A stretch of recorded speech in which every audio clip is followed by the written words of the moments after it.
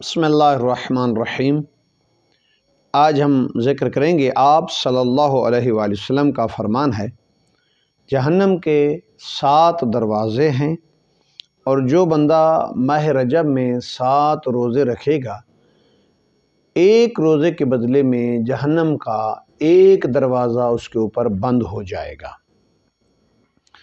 اور اللہ تبارک و تعالیٰ آتش جہنم سے اس کو محفوظ رکھے گا اور جہنم کو اس پہ حرام قرار دے گا۔ رزق اور عمر میں اضافے کے اسباب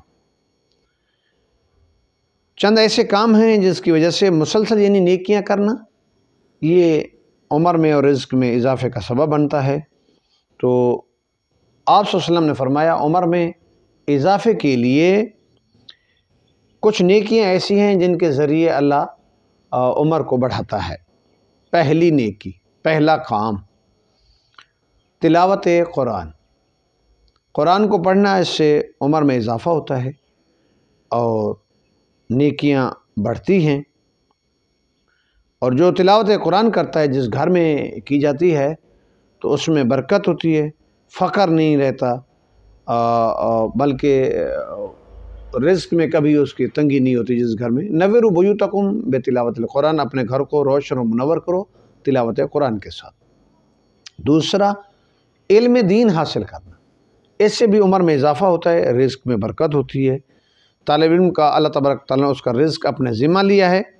خوشخبری ہے ان کے لیے جو اہل فقہ ہیں اور حکمت کی صحبت اختیار کریں، جو طالب علم علماء کی صحبت اختیار کرتے ہیں۔ جو شخص علم میں ترقی کرے اور زہد و تقوی میں ترقی نہ کرے تو ایسا شخص اللہ سے دوری کا مستحق ہوتا ہے۔ نمبر 3، صدقہ اور خیرات کرنے سے مسلسل کرتے رہیں۔ یہ نہیں ہے کہ آپ ایک دن صدقہ کرتے ہیں دوسرے دن نہیں، مسلسل اس نیکی کو جاری رکھیں۔ یہ رزق میں اضافے کا سبب بنتی ہے اور عمر میں اضافے کا سبب بنتی ہے۔ صدقہ سب سے افضل صدقہ وہ ہے جو ایسے رشتہ دار کو دیا جائے جو اس سے قلبی طور پر دشمنی رکھتا ہو۔ خاندان میں جو آپ کا دشمن ہو، آپ اس کو صدقہ دیں تو آپ کی عمر اور رزق کے اضافے کا سبب بنتا ہے۔ بیمار کی عیادت کو جائے، یہ بھی عمر کے اضافے کا سبب بنتا ہے۔ مقروض کو مہلت دے، اگر کسی سے آپ نے پیسے لینے ہیں تو اس کو جتنا ہو سکتا ہے آپ مہلت دیں تاکہ وہ آسانی سے آپ کو اپنا قرض واپس دے سکے، اس کو پریشان نہ کریں، تو یہ آپ کی عمر کے اضافے کا سبب بنتا ہے اور رزق کے بھی اضافے کا سبب بنتا ہے۔ برادر مومن کی حاجت روائی کرنا، اگر کوئی آپ سے سوال کرتا ہے تو اس کو پورا کرو، جتنا حد تک ممکن ہو سکے اس کی پریشانی کو دور کرو، تو یہ بھی آپ کے عمر میں بھی اضافے کا سبب بنتا ہے اور رزق میں بھی اضافے کا سبب بنتا ہے۔ فضول گفتگو سے اجتناب کرنا، یہ بھی رزق کے اضافے کا سبب بنتا ہے اور عمر کے اضافے کا سبب بنتا ہے۔ اوقات نماز کی پابندی کرنا، نماز کو وقت پہ پڑھو۔ نماز پڑھنا اور بات ہے، اول وقت میں پڑھنا یہ اور بات ہے، اور یہ مومن کی نشانیوں میں سے ہے۔ تو اوقات نماز کو یاد کرو، یہ ظہرین کو اس کے ٹائم پہ پڑھو، مغربین کو اس کے ٹائم پہ پڑھو۔ یہ نہیں ہے کہ نماز کا ٹائم ہو جائے اور آپ بیٹھے رہیں اور اس کو لیٹ کرتے رہیں، ایسے نہیں۔ اپنے اوپر کی گئی زیادتی کو معاف کر دینا، یہ بھی رزق کے اضافے کا سبب بنتا ہے۔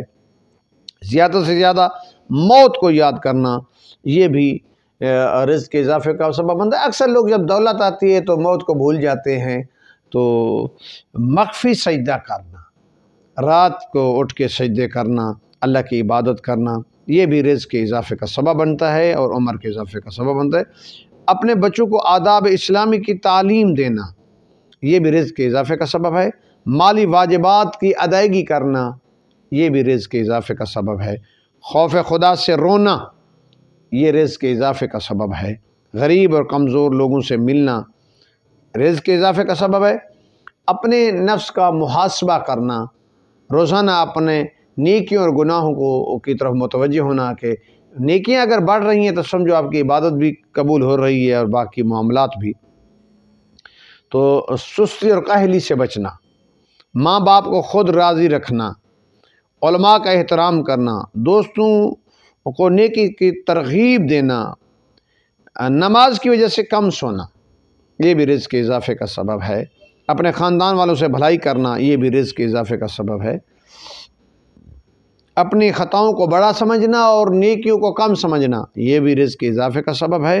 وعدہ نبھانا یہ بھی رزق کے اضافے کا سبب ہے، اور دوسروں کے گناہوں پر پردہ ڈالنا، امر بالمعروف و نہی عن المنکر کرنا یہ بھی رزق کے اضافے کا سبب ہے۔ آسائشوں اور دولت مندی کی حالت میں بھی اللہ تعالیٰ سے رابطہ رکھنا رزق کے اضافے کا سبب ہے۔ نماز میں رکوع اور سجدہ کو لمبا کرنا رزق کے اضافے کا سبب ہے۔ دسترخوان پر مہمان کے ساتھ زیادہ دیر بیٹھنا رزق اور عمر کے اضافے کا سبب ہے۔ لائق احسان لوگوں سے احسان کرنا یہ بھی رزق کے اضافے کا سبب ہے۔ اللہ تبارک و تعالی ہمیں توفیق عطا کرے ان پر عمل کرنے کی۔ والسلام۔